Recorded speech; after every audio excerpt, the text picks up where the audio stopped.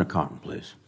Representative Harmon, Ambassador Edelman, and the rest of the commission, thank you for your good work once again. Ambassador Edelman, you spoke with Senator Fisher about the multiple theater force construct, basically the kind of threats we're planning for. And there's a time when this nation planned to fight 2 major wars at a time. And I think now we're down to a force that can fight 1 conflict and protect our homeland and hopefully scare bad guys everywhere else around the world and not starting a war. Is that right?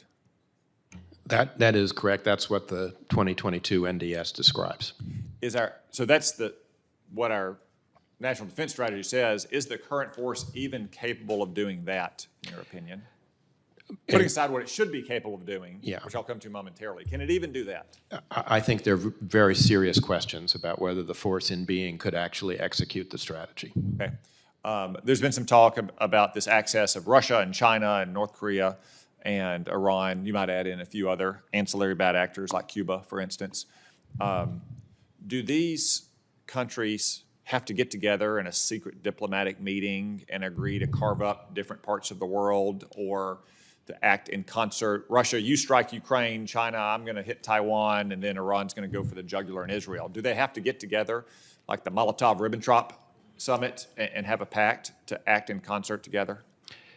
They could do that, but they don't necessarily have to do that. I mean, the problem we face is twofold. We face one problem that you've just described, which is concerted, collaboration in aggression.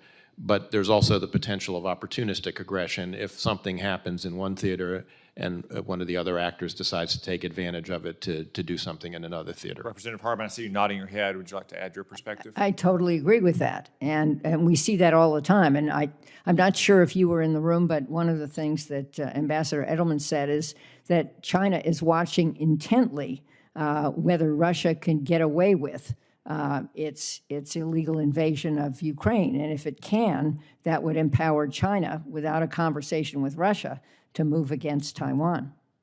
And that this idea, well-founded in history, that these adversary nations don't have to sit down at a secret summit, that they can just see that, for instance, the United States and its allies are being taxed in Europe, and therefore now's the time to become more aggressive in the Middle East if you're Iran, or maybe China goes for the jugular in Taiwan. It gets back to the point about this force construct as well.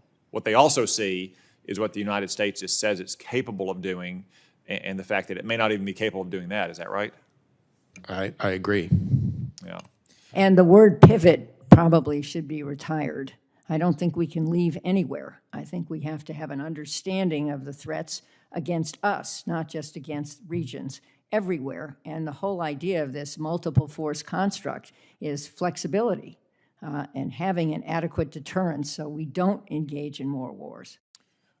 Another related point, there's been some questions about the information environment, misinformation, disinformation, cyber threats as well.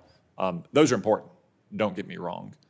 But are wars going to be won in the information environment and cyber without things that go boom in the real world, Ambassador Edelman? You have to have both. I mean, I don't think you were in the room, Senator Cotton. I said that our adversaries, particularly the Russians, who've written a lot about this doctrinally, see information as part of a suite of activities, including all of their kinetic activities, whereas we see it in sort of silos. But they see it totally differently, and you have to be able to, bring all of those elements together in war. And we've learned a lot, and we've technologically seen advances on the battlefield in Ukraine on both sides.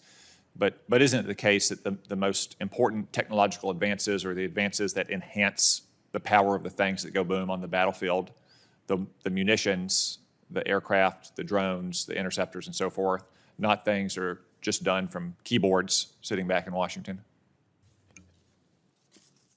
I want to be careful because I think part of the answer is that some of what we've done, for instance, in arming the Ukrainians with different off-the-shelf commercial drones, has been undone by Russian electronic warfare, which is done from a keyboard. So, and electronic warfare is sometimes attributed to quote information warfare as well. So I think it's keyboards closer to the battlefield with big dishes that shoot invisible things up into the sky, right? Exactly. Not just people sitting at a keyboard writing a hashtag. Correct. Okay. Thank you both. My time's expired. Thank you very much, Senator Cotton.